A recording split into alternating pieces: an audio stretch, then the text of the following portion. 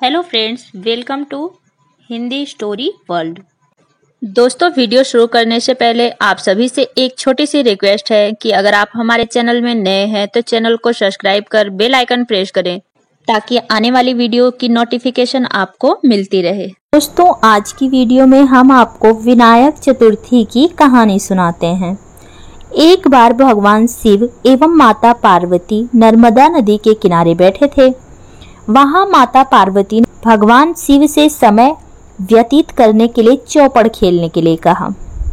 शिव चौपड़ खेलने के लिए तैयार हो गए, परंतु इस खेल में हार जीत का फैसला कौन करेगा, यह प्रश्न उनके समक्ष उठा तो भगवान शिव कुछ तिनके एकत्रित कर उसका एक पुतला बनाकर उसकी प्राण प्रतिष्ठा कर दी और पुतले से कहा, बेटा, हम चौपड़ खेलना चाहते हैं, परंतु हमारी हार जीत का फैसला करने वाला तो कोई है ही नहीं, इसलिए तुम बताना कि हम दोनों में से कौन हारा और कौन जीता।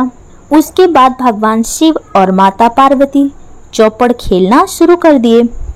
यह खेल 3 बार खेला गया और संयोग से तीनों बार माता पार्वती ही जीत गईं। खेल समाप्त होने के बाद बालक से हार जीत का फैसला करने के लिए कहा गया तो उस बालक ने महादेव को विजयी बताया। यह सुनकर माता पार्वती बहुत ही क्रोधित हो गईं और क्रोध में उन्होंने बालक को लंगड़ा होने, कीचड़ में पड़े रहने का श्राप दे दिया। बालक ने माता पार्वती से माफी मांगी और कहा कि यह मुझसे अज्ञानतावश ऐसा हुआ है, मैंने किसी द्वेष भाव में ऐसा नहीं किया है।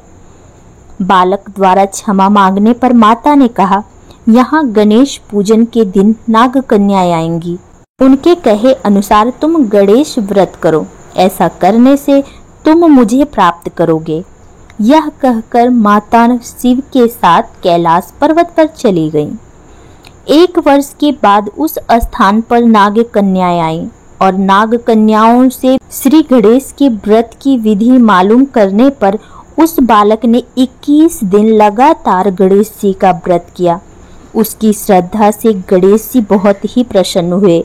उन्होंने बालक को मनोवांछित फल मांगने के लिए कहा।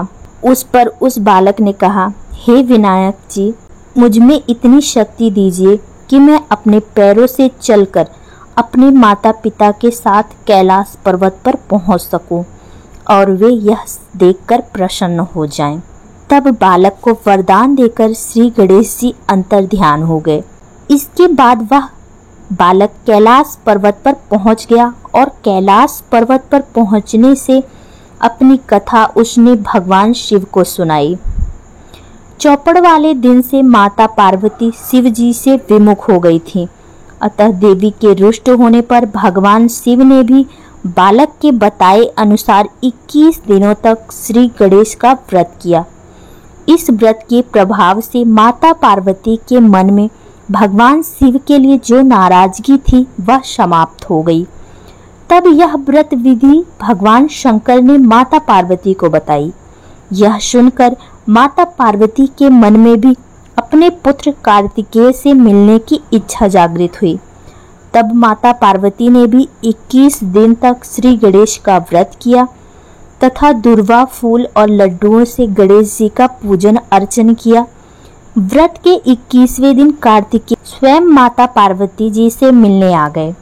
उस दिन से श्री गणेश चतुर्थी का यह व्रत समस्त मनोकामनाओं की पूर्ति करने वाला व्रत माना जाता है। इस व्रत को करने से मनुष्य के सारे कष्ट दूर होकर मनुष्य को समस्त सुख सुविधाओं की प्राप्ति होती है। दोस्तों, कहानी कैसी लगी कमेंट करके जरूर बताइएगा। मिलते हैं कुछ अगली कहानी में, तब तक के लिए राधे राधे।